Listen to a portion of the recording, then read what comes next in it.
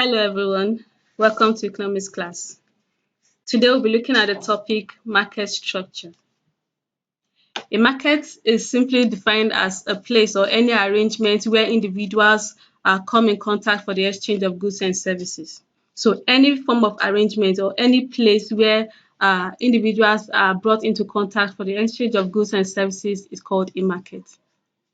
There are various types of markets. You can have the money market, the capital market, consumer goods market, foreign exchange market, labor market, wholesale market, retail market, perfect market, and imperfect market.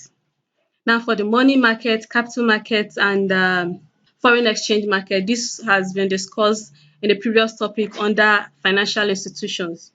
We've also discussed the consumer goods market, the labor market, wholesale and retail market in SS1 under distributive trade. So our focus under this topic is going to be the perfect and the imperfect market. So we are going to look at them one after the other. Let's start with the perfect market. A perfect market is any a market where buyers and sellers cannot influence the market price of goods and services. So any market where we have the price of goods and services being fixed by the interaction between the forces of demand and supply is seen as a perfect market. Remember, we discussed the fixing of market price by the forces of demand and supply and the topic under price mechanism. So a perfect market is a market where buyers and sellers cannot influence. They have no influence over the price of goods and services. So let's look at the profit maximization in a perfectly competitive market. Please note that it can either be called a perfect market or a perfectly competitive market. They all mean the same thing. So for a perfect market or a perfectly competitive firm, the profit maximization is derived at the point where the marginal revenue is equal to the marginal cost. Now, in our first term SS2 work, we discussed the theory of cost and revenue, where we explain the meaning of marginal revenue and marginal cost. Remember that marginal cost is the additional cost of production, while marginal revenue is the additional revenue gotten from the sales of particular goods or service. When we have a chart or a curve that shows the meeting point where the marginal revenue meets the marginal cost, that is where profit is maximized for a perfectly competitive firm. Another point to note under profit maximization for a perfect market is that the marginal cost curve will have to cut the marginal revenue cost from below. So from the point, the meeting point, that's the point of equilibrium, we should have the marginal cost curve cutting the marginal revenue cost from below. Now let's look at an example of that in the next slide. On this slide where we have a curve, the marginal cost curve and the marginal revenue curve. Now look at this curve that slopes upward. This curve that slopes upward is a marginal cost curve. This straight line where we have a P1, which is equal to the average revenue and marginal revenue, is the marginal revenue curve. Now, this meeting point, this point of equilibrium is the point of profit maximization where the marginal cost curve meets the marginal revenue curve. Now, also noting the second point where we say it has to cut the marginal cost has to cut the marginal revenue curve from below. That we are having the marginal revenue curve increasing gradually. From this point, is decreasing gradually, then it starts to slope upward. When it begins to slope upward, the point where it meets the marginal revenue curve is the point of equilibrium or the point of profit maximization, where at price P1 and Q1, the market is at equilibrium and is able to maximize profit at this point, meaning that it's able to sell the commodity at a price that is higher than the cost of production. Now let's look at the conditions necessary for a perfect market. For us to say a market is a perfect market, the following conditions need to be put in place. It can either be called the conditions necessary for a perfect market or features of a perfect market or characteristics of a perfect market. Either way, it means the same thing. So if you are asked to state the characteristics of a perfect market, these are the following are some of the characteristics. Number one, the goods in a perfect market must be homogeneous. That they must be the same in size, shape, and everything. So For a perfect market, the goods bought and sold there should be homogeneous. Also, for a perfect market, there should be free entry and exit. That's individuals should not be prohibited from joining the market, and individuals should not be prevented from leaving the market when they intend to leave the market. As we move forward, we will look at the equilibrium in the short run and the long run, where we have the points where individuals are encouraged to join the market because of the profits made. So under perfect market, individuals can join the market whenever they wish to, and they can exit the market when they wish to without any form of hindrance. That's another characteristic of a perfect market. The third characteristic of a perfect market is there are a large number of buyers and sellers. There's so many buyers and sellers involved in a perfect market. So we do not just have just one seller or one buyer like we have in the case of monopoly and monopsony. For a perfect market, we have large number of buyers and large number of sellers. The fourth feature of a perfect market is that there is no preferential treatment. As we move forward and discuss the imperfect market, we'll look at the monopoly. We'll have the presence of preferential treatment. That's being able to favor someone that you know at the expense of another person. That's preferential treatment. So for a perfect market, there's no preferential treatment. The price at which it's sold is the market price is the price at which the good will be sold. So there's nothing like increasing prices for some people and reducing prices for other people. So for a perfect market, one of the feature there is that there's no preferential treatment. Also, there's perfect knowledge of price of goods and services in a perfect market. There's also common price tag of commodities in a perfect market. The goods are bought and sold in a perfect market are usually portable. And finally, the factors of production are easily transferable in a perfect market. Now let's look at price and quantity determination under perfect competition. Under a perfect market, we discussed when we started the topic that both the buyer and the seller do not have an influence over the price. They cannot influence the market price. The price of the goods and services are fixed by the forces of demand and supply. So for a perfectly competitive firm, each firm has no influence. Each firm cannot determine the market price. The market price is determined by the interaction between the forces of demand and supply. So that is under price and quantity determination. So it's not an individual that will determine the price of goods in that market for a perfect market. Neither will an individual determine the quantity of goods bought and sold in a perfect market. These are all determined through the forces of demand and supply. Now, let's look at the equilibrium in the short run under a perfect competition. That's under a perfect market. What is the equilibrium point on for the short run? Remember in the first slide where we said that the market the profit maximization is a point where the marginal cost is equal to the marginal revenue. So we want to look at the equilibrium points under the short run for a perfect market. For a perfect market, the firm under the short run will be making abnormal profit. At the initial stage under the short run, you have, let's look at the chart that we have here. We have point C, which is the cost price, the cost of production, and point P, which is the price of the good.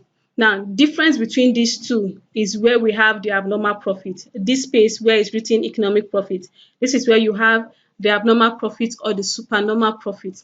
At this point, the firm is selling the such commodity at a price that is way above the cost of that commodity. Also, the equilibrium point is a point where we have the marginal cost curve cutting the marginal revenue point. This is the marginal cost curve, and this is the marginal revenue curve. So this point of equilibrium, this point where they meet is a point of equilibrium. And at this point, when we trace it down, we'll have point Q under the x-axis and point P under the y-axis. At this point, we say the firm is making abnormal or supernormal profit. Now, as a result of this abnormal profit, it will encourage other firms to come into the industry. So that's why we said that in a perfect market, there's free entry and exit. So this is a point where we have entry. Because of this abnormal profit, everybody will want to partake of this abnormal profit that the firm is enjoying in such an industry. So different firms want to join the industry to partake of this abnormal profit, which will end up further increasing the number of firms in that industry. Now, this will now lead us to the short run, the long run rather. This will lead us to the long run equilibrium point. Now, under this long run equilibrium, this is where the abnormal profit is completely wiped off, because so many firms have joined the industry. Everybody wants to partake of the abnormal profit. It will end up wiping off the abnormal profit, because the participants or the firms that will join the market will end up producing more goods, which will remove the abnormal profit that is made. Now we can see on this graph also where we have the equilibrium point, where marginal cost curve meets the marginal revenue point. This is a point of meeting. This is the equilibrium point, and at this point, the abnormal profit is wiped off completely, because there are so many firms now in that industry, and they are all sharing out of the profit. So the abnormal profit is no longer there. Now, this other chart on this slide shows the different stages under the profit making of a competitive firm. We have the first stage where it's making abnormal profit. Because it's making so much profit at this stage, the cost of production is different from the price being sold. So we have the price of the goods being higher than the cost of production, thereby making an abnormal profit at this shaded point. So because of this abnormal profit that is being made, firms start to enter the industry. So this is a point of entry. So we have so many firms joining the industry at this point. Because of the influx of so many firms into that industry, it will move us to this second stage, where the market has already been flooded with so many firms, and we have normal profit is being made. If so many firms keep joining the industry at this point, the market might end up making a loss. This is a third graph where we have the firm making loss. Now, if we compare this third chart to the first one, we can see the difference. This shaded part is where the abnormal profit is made, and this other part where it's shaded with a red color is where the firm is incurring a loss. So at this point where it's incurring loss, those firms that joined the industry initially will start to exit. They start to leave that industry, because the business is no longer the way it was before. They are now running at a loss instead of making profit.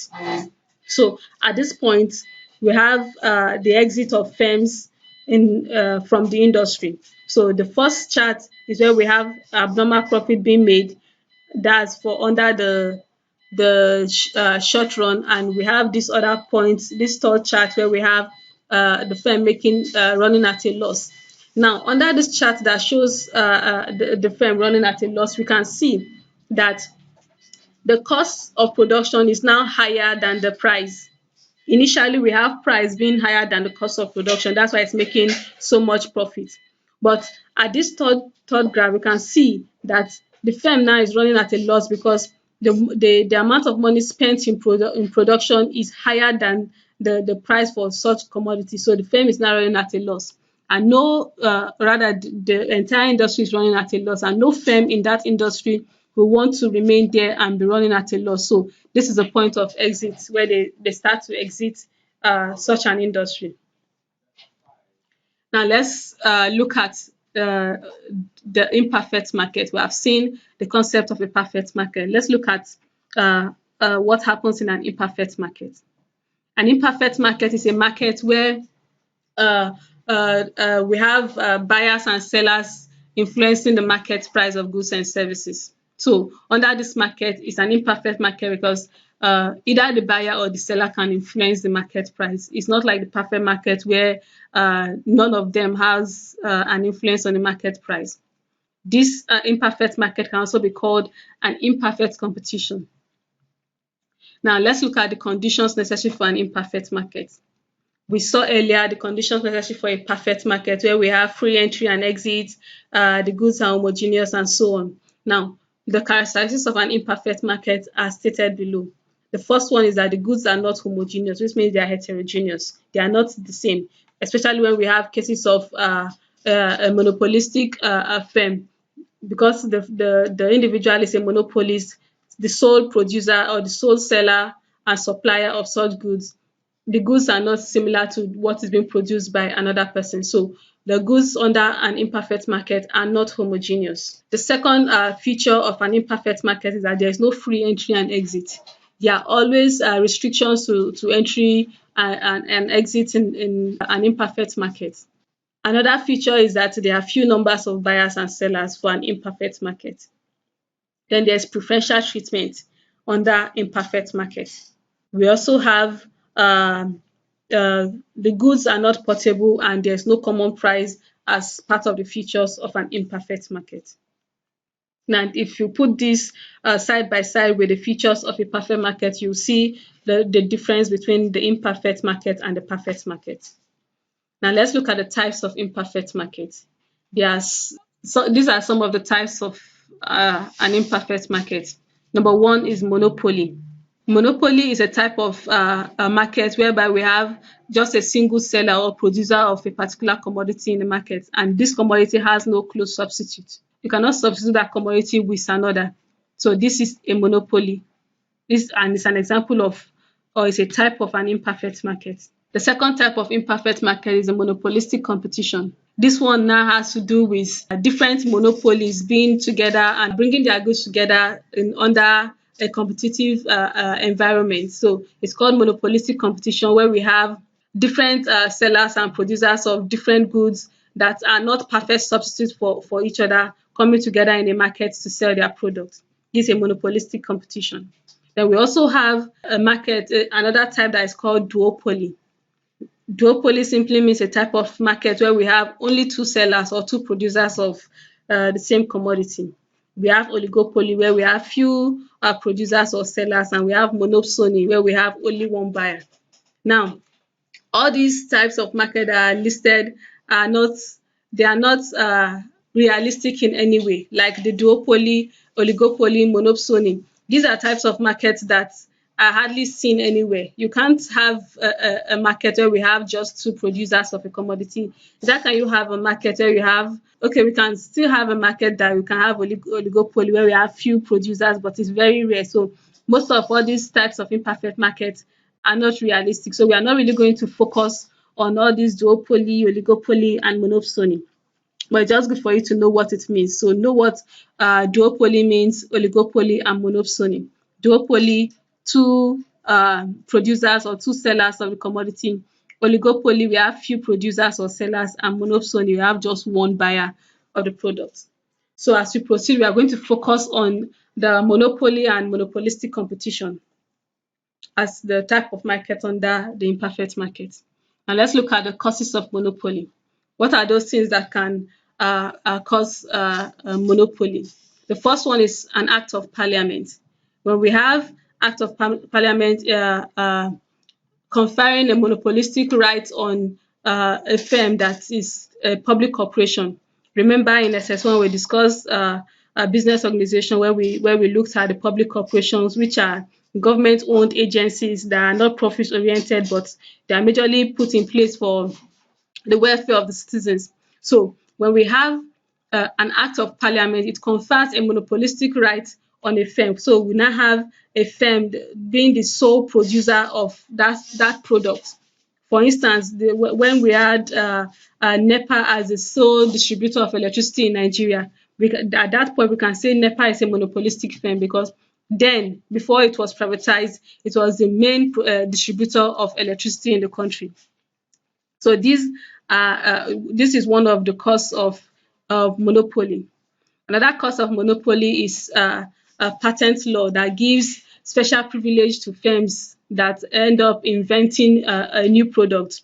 So if you are an inventor of a new product, you can go to the government and they give you a patent law that helps you to prevent or protect your invention. So other people are not going to come in and partake in your invention. So it's just you, the inventor, that will end up producing such a commodity that you invented. Now, another cause of monopoly is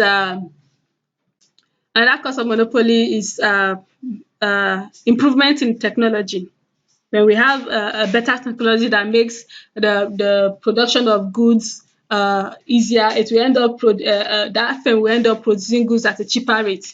So when we have two different firms that are into the production of a commodity, and one of them is able to get a better technology that enables the firm to produce at a lower cost. It means that firm can actually sell that commodity at a lesser price compared to the other firm. This will end up chasing the other firm out of the market. So this firm that has a better technology will end up being the sole producer of that product, which confers a monopolistic right on that firm. Then we have the fourth cause of monopoly, which is advertisement, effective advertisement. When we have a firm that can effectively advertise its product and encourage people to buy, it will end up making that firm to enjoy advantages over other firms that are not privileged to carry out such advertisements. And when we have a firm that has a low patronage, or people are not really buying its products because it's unable to advertise it effectively, that firm might end up leaving such a market, and we have just the one that is able to advertise effectively being the sole producer of such products, which makes him or her a monopolist. We also have natural endowment, where we have some states being endowed with natural resources that makes them a monopolistic firm, like the issue we have with the Niger Delta, despite the fact that we have some other states that are rich in crude oil, but we know that Niger Delta is the major producer of crude oil in the country. So that, in a way, confers a monopolistic right on them. We also have the merging of producers, when we have different producers coming together, merge their business and pool their resources together to become one. When we have something like that, it will end up scaring away other producers of similar products. So this merged firm now becomes a monopolist. So these are some of the causes of monopoly. Let's now move on to the next slide, where we have price and quantity determination under monopoly. Under monopoly, price of goods and services can easily be influenced by either the buyer or the seller. That's for a monopoly. Also note that for a monopolistic firm, under monopolistic competition, no, rather, under a monopolist firm for an imperfect market, be it the short run or the long run, the firm will always make abnormal profit because it's a monopolist. The monopolist is the sole producer of that product. So no other person is coming into that firm. There's no free entry and exit. So nobody else is coming into that firm to share or to partake in that profit. So be it the short run or the long run, a monopolist will always make abnormal profit. Now, that is that for monopolists. Now, let's look at monopolistic competition. That's where we have different producers of products that are not perfect substitutes to each other coming together in a market. Now, for a monopolistic competition, the equilibrium in the short run is given under this graph, where we have the meeting point of the marginal cost and the marginal revenue curve. Now, look at this blue line, which indicates the marginal cost curve, and this red line that is sloping downward that looks like a demand curve, indicating the marginal revenue curve. Now, this meeting point, the point where the marginal cost curve meets or intersects with the marginal revenue curve, is a point of equilibrium. Also, in the short run, there's going to be abnormal profit, which is this shaded point. There's abnormal profit in the short run for a monopolistic competitive firm. There's abnormal profit in the short run for a monopolistic competitive firm. Now, in the long run, this abnormal profit is wiped off because it is a monopolistic competitive firm, which means other firms are free to join. different firms are free to join the industry. So as they join, they end up wiping off this abnormal profit that is being made. That's for a monopolistic competitive firm. Remember what I said earlier, that it's not the same for a monopolist.